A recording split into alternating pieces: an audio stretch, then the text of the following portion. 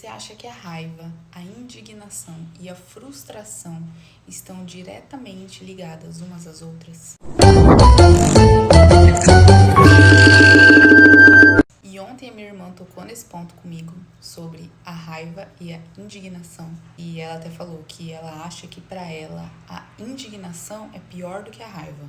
Porque a raiva é um sentimento que vem, né, muito ruim. A gente sente, às vezes explode, fala. Falou daquilo, ela passa e a gente vive e de certa forma esquece. Agora, a indignação parece que é um pouco mais profunda. A gente vez ou outra volta naquele determinado assunto, começa a remoer aquilo e aí fica pensando, às vezes você tá dirigindo, tá relembrando, você tá lavando uma roupa, tá relembrando, você tá trabalhando, tá relembrando e voltando lá naquele momento e sofrendo novamente. E hoje de manhã eu ainda acrescentei nesse meu raciocínio aqui a frustração. E eu acho que todas estão ligadas, sabe por quê? Todos esses três sentimentos, geralmente eles vêm da falta de nós sabermos alinhar as nossas expectativas em relação a outra pessoa.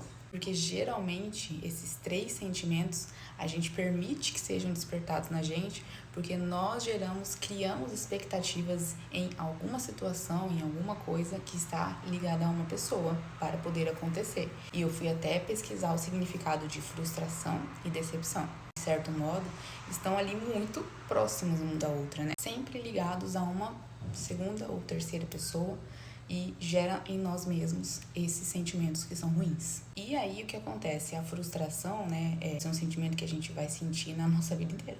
Em vários momentos nós vamos nos frustrar, nós vamos ficar com raiva, nós vamos ficar indignados, decepcionados. E o que acontece é uma coisa que eu venho fazendo na minha vida e eu achei interessante compartilhar. Tudo vem da questão da gente alinhar as nossas expectativas em relação a outra pessoa. Entender que ninguém deve nada pra gente. Se a gente espera algo de uma determinada pessoa, quem criou essa expectativa fomos nós. Então nós que temos que aprender a lidar com uma coisa que nós criamos. Sempre quando está relacionado a uma pessoa, está suscetível a não acontecer. Está suscetível a gente ficar aquela determinada ação ou aquele determinado gesto, qualquer coisa. Quando é ligado a uma pessoa, pode sair totalmente do controle. Não é um robô que você programa e vai acontecer exatamente daquela forma. Quando é um ser humano, ele tá aqui suscetível a erros e ele pode errar e pode não acontecer aquela ação que você esperava, enfim, aí vem tudo aquilo. O que a gente precisa fazer?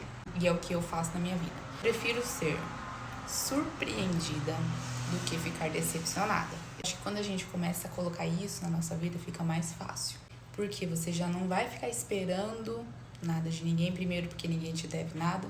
Segundo, porque você já não criou aquela expectativa e você facilita a sua vida. Então, eu penso que eu consigo fazer, eu vou e faço. Se eu dependo de uma outra pessoa para aquilo acontecer e não acontece, gente, se eu realmente quisesse fazer, eu ia lá e fazia. Se eu não pude fazer e a pessoa não fez, olha, paciência, né? Comecei a fazer na minha vida, a alinhar isso. Não esperar.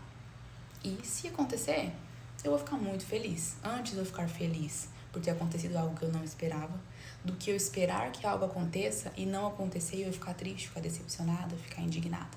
E aí, o que vocês acham?